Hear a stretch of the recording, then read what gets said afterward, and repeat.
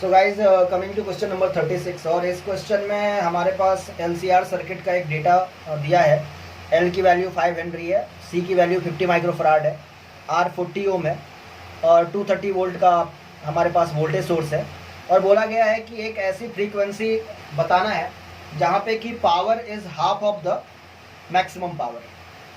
हमें पता है कि पावर का जो इक्वेशन आता है वो आता है IRMS स्क्वायर इंटू R। तो अगर हम लोग चाहते हैं कि हमारा पावर P मैक्स का हाफ हो जाए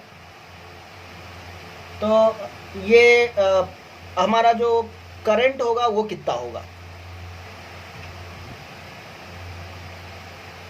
सो इसके लिए हमें पहले करंट की वैल्यू निकालनी पड़ेगी।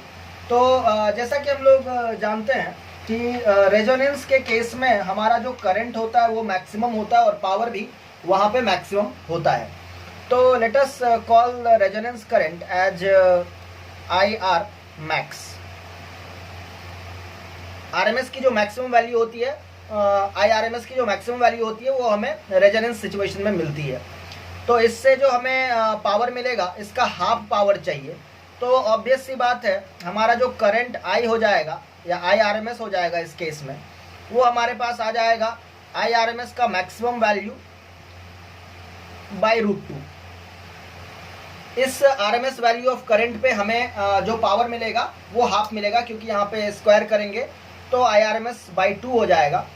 तो हमारा जो पावर होगा वो P मैक्स बाई 2 हो जाएगा। अभी जो नेक्स्ट बात हमें ध्यान में देनी है वो ये है कि हम लोग जो क्वालिटी फैक्टर का ग्राफ देखते हैं रेजोनेंस के लिए, लेट अस से ये हमारा I है और ये हमारा ओमेगा है और ये हमारा I वर्सेस ओमेगा का ग्राफ है। ये हमारा रेजोनेंस फ्रीक्वेंसी ओमेगा नॉट होता है और ओमेगा नॉट पे हमें जो करंट मिलता है that is RMS value of current का मैक्सिमम वैल्यू। अब इसके बाद हम लोग यहाँ पे दो ओमेगा देखते हैं, एक ओमेगा 1 देखते हैं और एक ओमेगा 2 देखते हैं। और इस पे जो वैल्यू होती है वो IR मैक्स का डिवाइडेड बाई √2 होता है। और ये ओमेगा 1 और ओमेगा 2 का जो डिस्टेंस होता है ओमेगा नॉट से वो डेल्टा ओमेगा के बराबर होता है। और हम लोग क्वालिटी फैक्टर डिफाइन करते हैं Q which is equal to omega naught by 2 delta omega. अभी जैसा कि हमें क्वेश्चन में पता है कि इस चीज़ की जो वैल्यू होती है that is given as 1/r over √L/c। यहाँ से हम लोग पहले तो ओमेगा नॉट के बारे में बात कर लें। तो ओमेगा नॉट जो होता है वो होता है 1/√L/c और डिनोमिनेटर में हमारे पास 2 डेल्टा ओमेगा है and that thing is equal to 1/r square root of L/c। यहाँ से हम लोग थोड़ा बहुत कैलकुलेशन करें तो हमें डेल्टा ओमेगा पता चल जाएगा and that delta omega is equal to R/2L। Question में जो वैल्यूज अवेलेबल हैं, R की वैल्यू 40 है डिवाइडेड बाई 2, L हमारे पास 5 है तो 2 5 जा 10, सो इट इज़ 4। और ओमेगा नॉट की अगर हम लोग वैल्यू देखें तो ओमेगा नॉट हमारे पास आ जाएगा 1/√L/c। L की वैल्यू हमारे पास अवेलेबल है 5 और C की वैल्यू हमारे पास अवेलेबल है 50 माइक्रोफराड, सो 10 के पावर -6। इसको अगर हम लोग आगे सिंप्लीफाई करते हैं then I am going to get 50 radian per second.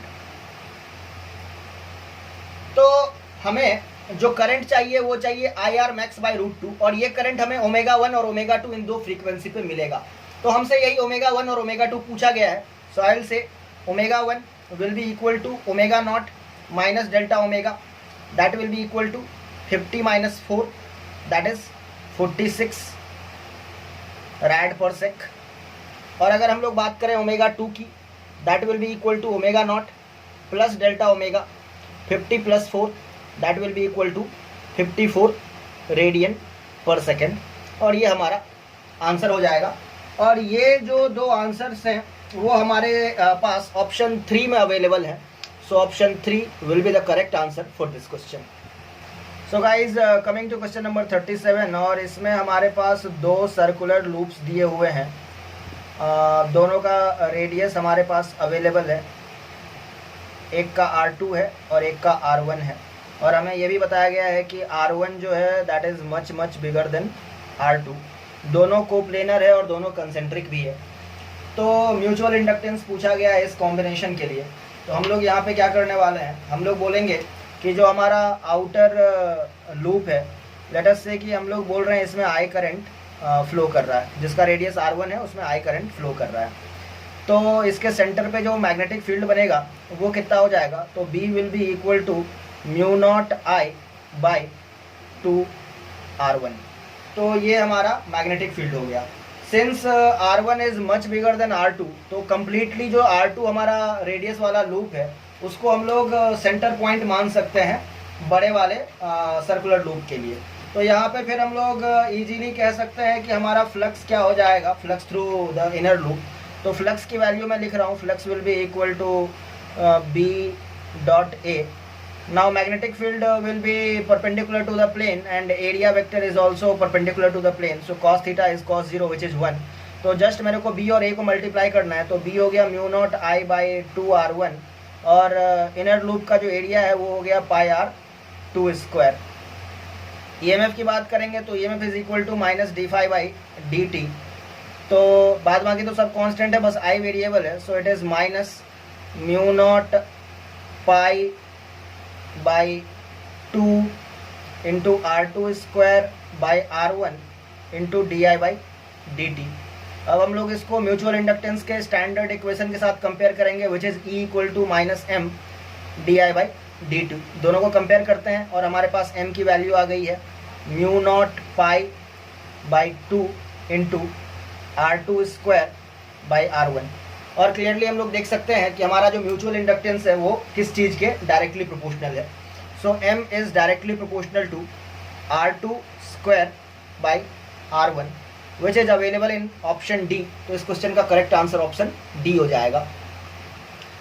So guys now coming to question number 38, और बोला गया है कि एक बॉल है हमारे पास और इस बॉल का जो मास है वो 0.15 kg है, और इसको ड्रॉप किया जाता है 10 मीटर के हाइट से, और जब ये रिबाउंड करता है तो वापस 10 मीटर के हाइट तक पहुंच जाता है। तो हमसे इम्पल्स का मैग्नीट्यूड पूछा गया है। तो सबसे पहले हम लोग ये पता करेंगे कि जब ये ग्राउंड को हिट करने वाला होगा तो इसकी वेलोसिटी कितनी हो जाएगी।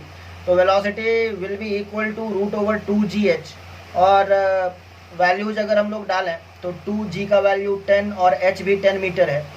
सो it is coming as 10√2 metre per second. अब ऑब्वियस सी बात है कि अगर इसको वापस से 10 मीटर के हाइट तक जाना है तो जब ये कोलिजन के जस्ट बाद इसकी वेलोसिटी होगी वो भी 10√2 मीटर पर सेकेंड ही होगी। तो velocity just before collision,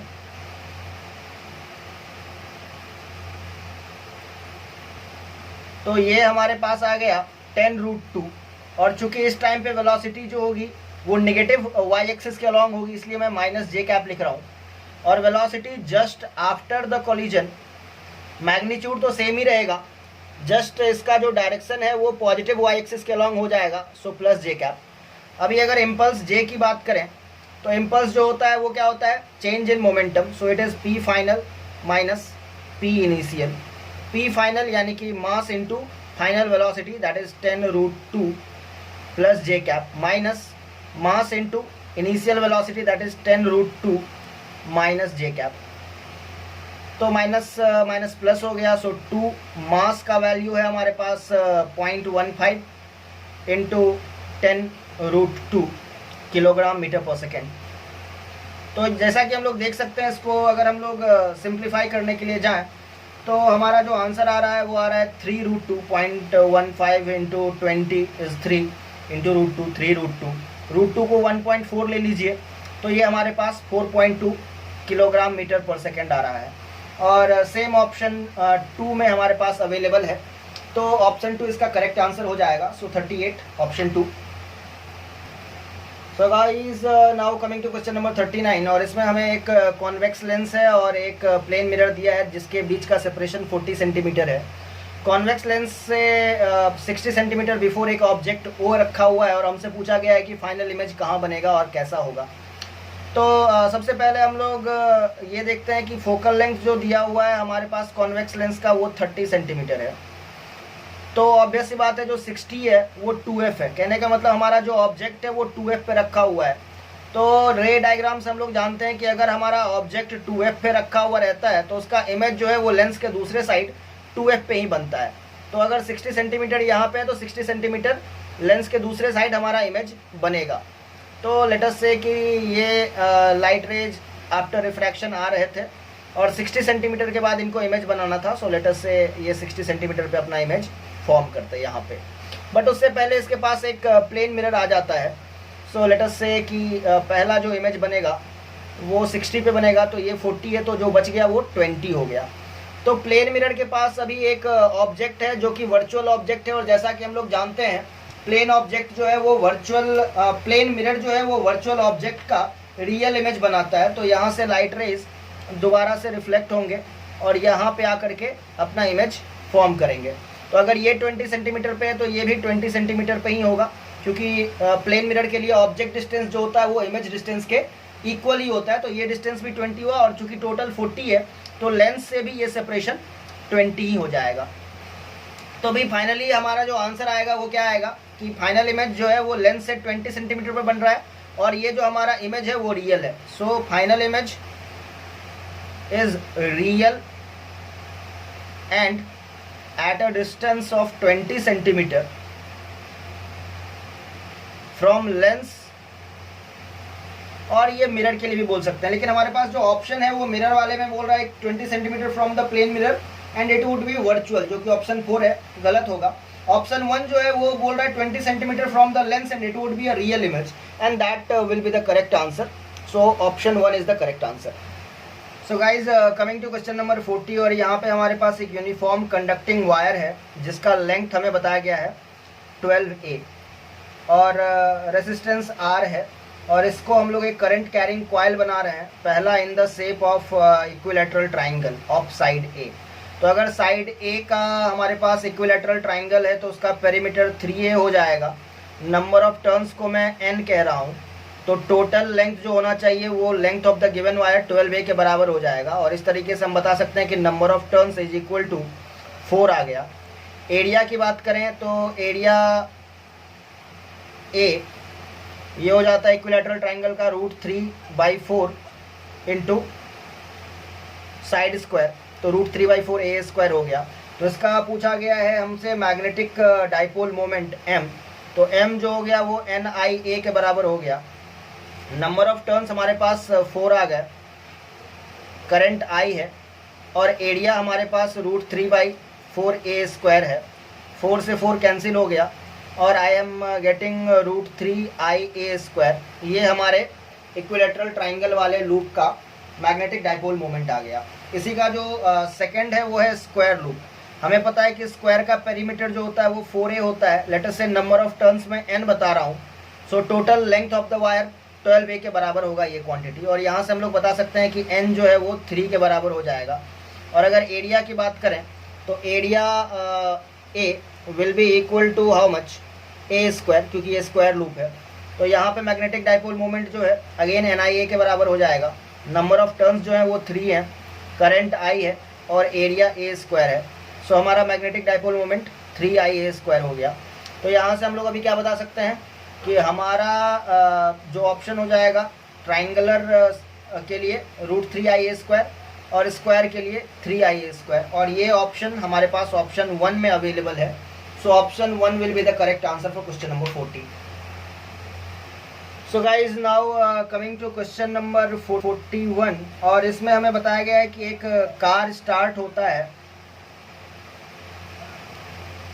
at t equal to 0 with an acceleration a is equal to 5 metre per second square, और फिर बात की जा रही है t equal to 4 सेकेंड की।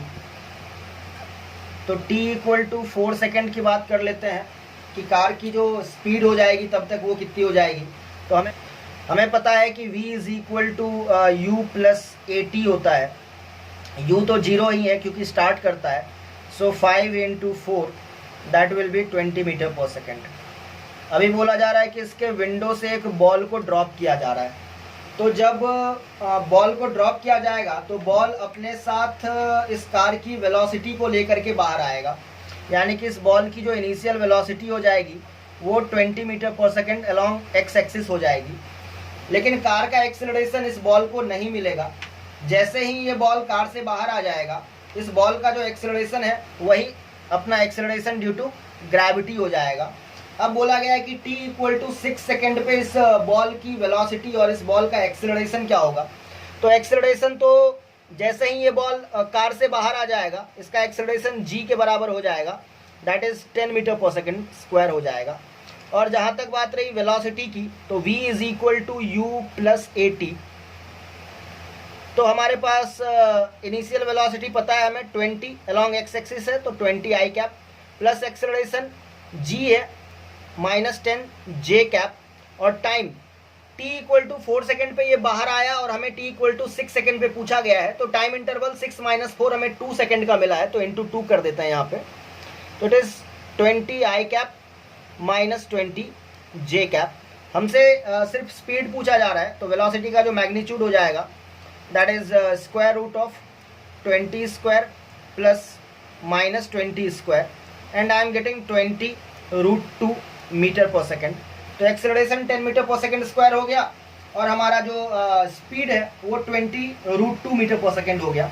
और ये ऑप्शन हमें ऑप्शन 4 में देखने को मिल रहा है, so option 4 will be the correct answer for this question. Now coming to question number 43, और इसमें हमारे पास एक सर्किट है जिसमें 3 रेसिस्टेंसेस R1, R2, R3 हैं, और उनसे होकर के पास करने वाला करंट I1, I2, I3 दिया हुआ है, और हमसे पूछा गया है कि I3 और I1 का रेशियो क्या हो जाएगा। तो पहली बात तो हम लोग यहाँ पे ये बोलेंगे कि I1 will be equal to I2 plus I3, और ये हम लोग किरचॉफ्स करंट लॉ से कह सकते हैं, जंक्शन लॉ से। और दूसरी बात कि late us call this point C, और ये पॉइंट तो B ही है, तो potential difference across C and B वो सेम ही होगा, यानी कि potential difference across R2 and R3 will be same.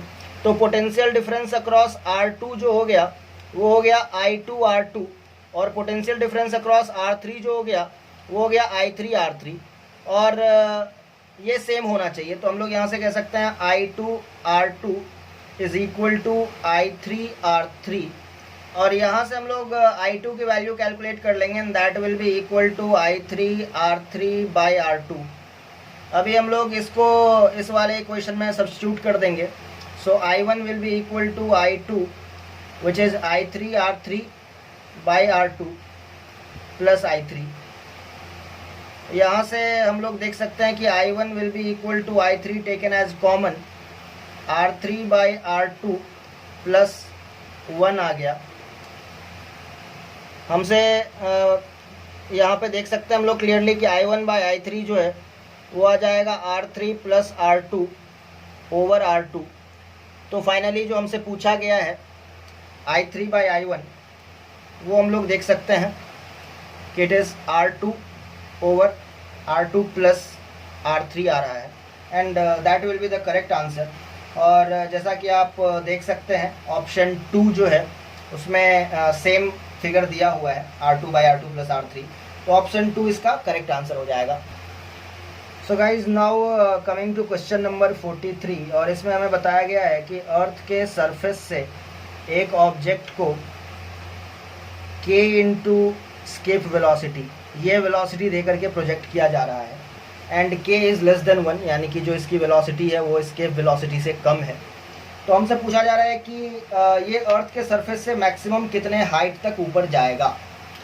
तो जैसा कि हम लोग जानते हैं कि स्केप वेलोसिटी जो होता है वो और कुछ नहीं, स्क्वायर रूट ऑफ 2gm/r होता है।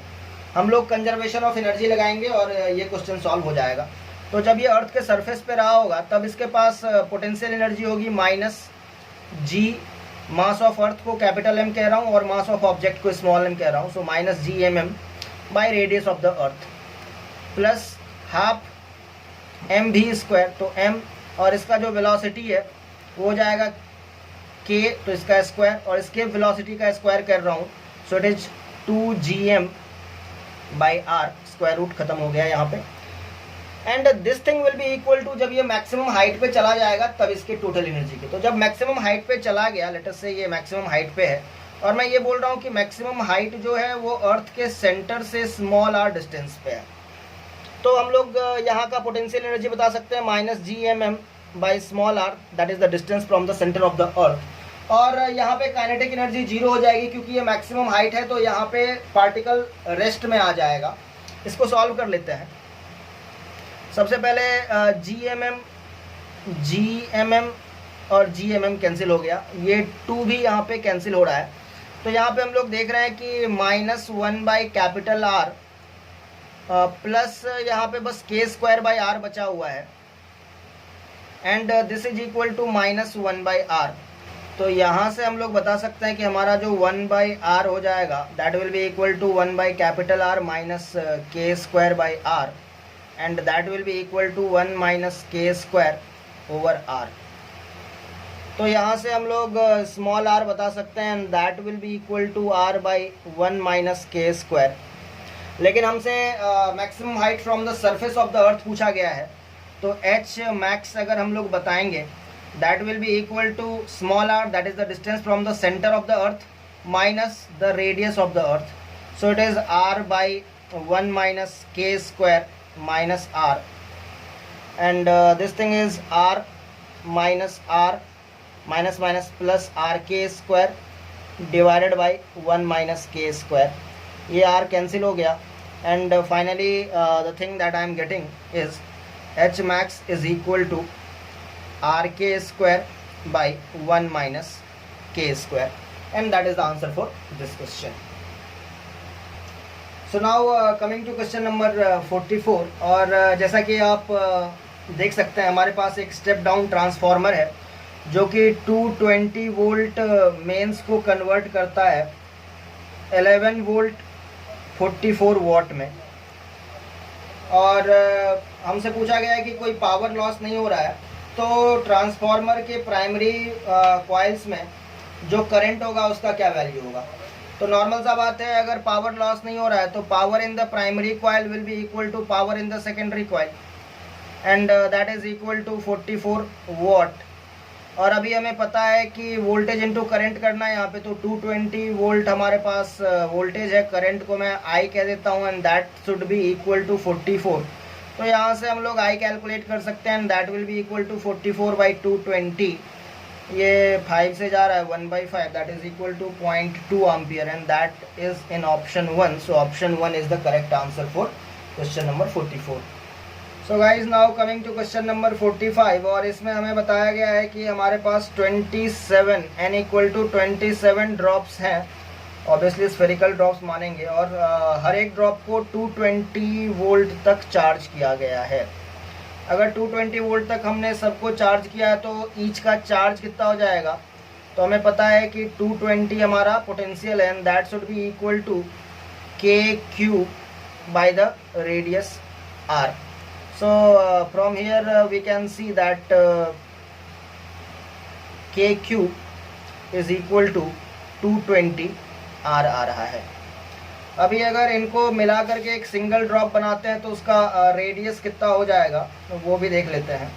तो नॉर्मल सी बात है कि हमारा वॉल्यूम जो है वो कंजर्व रहेगा, तो 27 जो हमारे ड्रॉप्स हैं उनका वॉल्यूम हो जाएगा 4/3 पाई R³ इंटू 27। और एक जो बड़ा ड्रॉप बनेगा लेटस से उसका रेडियस कैपिटल R है, तो 4/3 कैपिटल R³। 4/3 पाई कैंसिल हो गया, तो हम लोग यहाँ से बोल सकते हैं capital R is equal to 27 R³ raise to the power 1/3। So it is equal to 3R। अभी हमें पता है कि जो टोटल चार्ज रहेगा वो भी कंजर्व ही रहेगा, तो जो पोटेंशियल हो जाएगा बड़े वाले ड्रॉप का, so V equal to K capital Q that is the total charge divided by the radius capital R। तो K टोटल चार्ज हो जाएगा 27 into Q divided by capital R which is 3R। अभी हमें पता है KQ जो है वो 220R है, so let me right 220R into 27 आ गया यहाँ पे डिवाइडेड बाई 3R। तो R से R हम लोग कैंसिल कर सकते हैं, 3 9 जा 27, and after solving this we are getting 1980 volt, and that is available in option 4. So option 4 is the correct answer for this question. So guys, now coming to question number 46, और इसमें हमारे पास एक logic gate दिया हुआ है और हमारे पास input signals का ग्राफ दिया हुआ है और हमसे आउटपुट सिग्नल का ग्राफ पूछा गया है। तो जैसा कि हम लोग यहाँ पे देख सकते हैं कि हमारा जो सर्किट है वो ए बी सी इनपुट लेता है। तो let us write A B and C. पहला जो गेट है वो ए और बी का एंड गेट है, तो we will say A into B. दूसरा जो है वो बी और सी का नैंड गेट है, तो बी सी प्राइम। और तीसरा जो है वो इन दोनों का और है, तो A B plus B C bar, ये हमारा आउटपुट हो जाएगा। ये ट्रुथ टेबल हम लोग यहाँ पे बनाने वाले हैं। 0 वोल्ट को हम लोग 0 लेके चलेंगे और 5 वोल्ट को हम लोग 1 लेकर के चलेंगे, और टाइम को भी कंसिडर करना है। तो जैसा कि हम लोग हर एक ग्राफ में देख रहे हैं कि 0 से T1 तक, पहला हम लोग देख रहे हैं 0 से T1 तक। 0 से T1 तक A 0 है, B भी हमारे पास 0 है, लेकिन 0 से T1 तक हमारा C 1 है।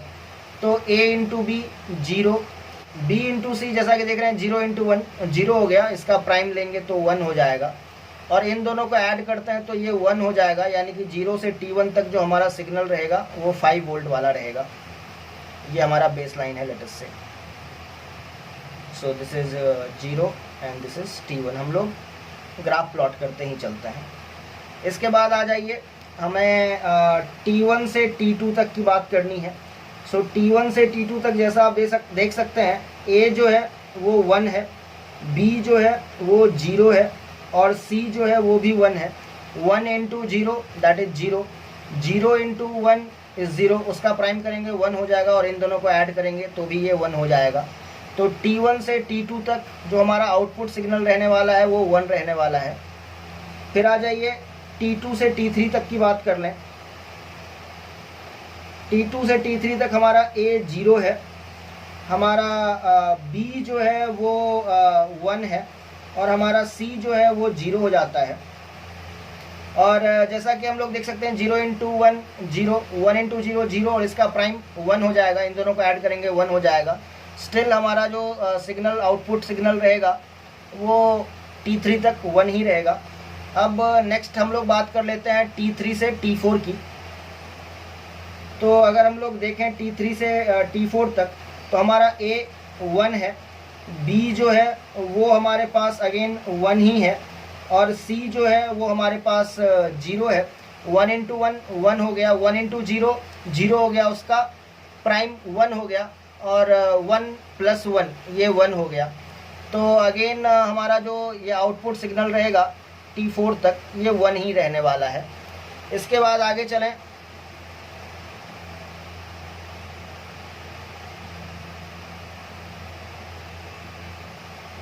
T4 से T5 तक की बात कर लेते हैं। T4 से T5 तक A 0 है, B भी 0 है, और C जो है वो 1 है। तो 0 इंटू 0 0, 0 इंटू 1 0, और उसका प्राइम 1 हो गया, 0 प्लस 1 1 हो गया। अगेन T4 से T5 तक हमारा जो आउटपुट सिग्नल रहेगा वो 1 ही रहेगा। आगे बात कर लेते हैं T5 से T6 तक। तो T5 से T6 तक हमारा जो A है वो 1 है, B जो है वो 0 है, और C जो है वो हमारे पास 1 है। तो 1 इंटू 0 0, 1 इंटू 0 0, और 0 का प्राइम 1 हो गया, 0 प्लस 1 1। अगेन हमारा जो आउटपुट सिग्नल है T6 तक वो हमारे पास 1 ही है। तो कंटिन्यूसली हमें आउटपुट सिग्नल 1 मिलने वाला है इस पूरे सर्किट में, और ये हमें ऑप्शन 3 में देखने को मिलता है। So option 3 is the correct answer for question number 46। So guys, now coming to question number 47, और इसमें बताया गया है कि एक पार्टिकल एक सर्कल पे मूव करता है जिसका रेडियस r है यूनिफॉर्म स्पीड के साथ, और इसको टाइम t लगता है 1 रिवॉल्यूशन कंप्लीट करने में। तो सीधी सी बात है, t will be equal to 2 pi r by v, और यहाँ से हम लोग v बता सकते हैं, and that will be equal to 2 pi r by t। अब बोला जा रहा है कि अगर इसको सेम वेलोसिटी के साथ थीटा एंगल पे हॉराइजॉन्टल से प्रोजेक्ट किया जाए तो इसका मैक्सिमम हाइट जो है वो 4r आ जाता है। तो हमें एच मैक्स का फॉर्मूला जो है वो पता होता है, that is given as u square sine square theta by 2g। H max का वैल्यू हमें बोला गया है 4r है, और u जो है वो इनिशियल स्पीड, ये v का वैल्यू लिखेंगे हम लोग, that will be equal to 4 pi square r square by t square into sine square theta by 2g, and that is equal to 4r। तो ये 4r कैंसिल हो जाएगा, यहाँ पे भी 4 है और ये r का स्क्वायर है, कैंसिल हो जाएगा। यहाँ से हम लोग देख सकते हैं कि साइन स्क्वायर थीटा जो है that is 2g t square over pi square into r। यहाँ से हम लोग साइन थीटा बता सकते हैं, that will be equal to t by pi, square root से बाहर रहेगा, बाद बाकी root over 2g by r square root के अंदर ही रहेगा। तो थीटा को हम लोग सीधे बोल सकते हैं साइन इनवर्स स्क्वायर रूट, अगर मैं सबको स्क्वायर रूट के अंदर ही ले लूँ तो 2g t square by r into pi square, ये हमारे पास आ रहा है। और सेम हमारे पास ऑप्शन 4 में अवेलेबल है, so option 4 is the correct answer for this question. So guys now coming to question number 48, और इसमें हमसे बोला गया है कि हमारे पास एक सर्कुलर रिंग है जिसका टोटल मास m है। अब इससे 90 डिग्री का एक सेक्टर काट के निकाल दिया जाता है। So I will have something like this. तो हमसे पूछा गया है कि इसका moment of inertia about an axis passing through the centre and perpendicular to the plane of the ring कितना हो जाएगा। तो यहाँ पे सबसे पहले हमें इसका मास देख लेना चाहिए, इसका मास कितना हो जाएगा। ऑब्वियस सी बात है 1 क्वार्टर निकल गया तो 3 क्वार्टर बचा रहेगा। सो इसका m prime will be equal to 3 quarter of the initial mass, और I जो हो जाएगा वो सिंपली mr स्क्वायर ही हो जाएगा। और ऐसा मैं इसलिए बोल रहा हूँ क्योंकि इस सेगमेंट का या इस कटे हुए रिंग का जो भी पोर्शन है उसका डिस्टेंस एक्सिस ऑफ रोटेशन से सेम ही है, रेडियस के बराबर ही है। तो m हो गया अपने पास 3/4 कैपिटल M r स्क्वायर। हमें बोला है कि ये moment of inertia k times mr square है। कंपेयर कर लेते हैं k का value, and that is coming as 3/4, और ये हमें ऑप्शन 1 में अवेलेबल है, एंड दैट्स वाई 48 का करेक्ट ऑप्शन 1 आ गया। So guys now coming to question number 49, और इसमें हमारे पास एक यूनिफॉर्म रॉड है जिसका कि मास हमें दिया हुआ है 500 ग्राम। तो नॉर्मल सा बात है, ये जो वेट एक्ट करेगा वो इसके मिड पॉइंट से एक्ट करेगा, और इसका मिड पॉइंट ऑब्वियसली 100 सेंटीमीटर पे आएगा। So let us see this is 100 centimetre, और यहाँ पे ये हाफ kg का ऑब्जेक्ट है। पूरा जो रॉड है वो हाफ kg का है, 500 ग्राम का है, तो इस पर mg जो आएगा वो हाफ इंटू जी आएगा। बाद बाकी यहाँ पे एक 2 kg का मास है जो कि 20 सेंटीमीटर पे हैंग कर रहा है, और एक m kg का अननोन मास है जो कि 160 सेंटीमीटर पे हैंग कर रहा है। अभी हमसे पूछा है कि ये अननोन मास कितना होगा कि ये पूरा सिस्टम इक्विलिब्रियम में रहे। तो हम लोग वेज के about, let us call wedge को O कहते हैं, तो वेज पॉइंट O के अबाउट हम लोग सारे टॉर्क को इक्वेट कर लेते हैं। तो सबसे पहले हम लोग 2 kg की बात करेंगे, तो 2 kg का टॉर्क हो जाएगा 2 इंटू जी, लेट अस से mg का g, इंटू इसका जो डिस्टेंस है वेज से वो 40 - 20 that is 20 centimetre. I will leave it in centimetre only. और इसका जो डायरेक्शन हो जाएगा वो हमारा एंटी क्लॉकवाइज हो जाएगा, so I will keep it plus. अभी हाफ जी की बात कर लेते हैं, तो हाफ जी, और वेज से इसका डिस्टेंस 100 - 40 दैट इज़ 60 हो गया, और ये एक क्लॉकवाइज टॉर्क है इसलिए मैं यहाँ माइनस लिख रहा हूँ। फिर अभी मैं बात करता हूँ ये m की, तो mg ये हो गया, और इसका डिस्टेंस हो गया हमारे वेज से 160 - 40 दैट इज़ 120 सेंटीमीटर, और ये भी एक क्लॉकवाइज टॉर्क ही है इसलिए मैं इसको माइनस रख रहा हूँ। So net torque will be equal to 0 for equilibrium. और यहाँ से अगर हम लोग सॉल्व कर लें इस चीज़ को, तो सबसे पहले तो g को कैंसिल कर देते हैं, तो 2 इंटू 20 दैट इज़ 40, और यहाँ से हाफ और 60 - 30 आ रहा है, and that is equal to m into 120। So this thing is equal to 40 minus 30 which is 10, 0 से 0 ये कैंसिल हो गया, so m is equal to 1/12 kg।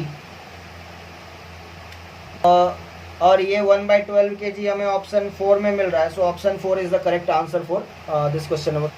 Guys now coming to the last question, question number 50। और यहाँ पे हमें बताया गया है कि जो इक्वेशन होता है फोर्स का, मैग्नेटिक फोर्स का equation Q into v cross B होता है।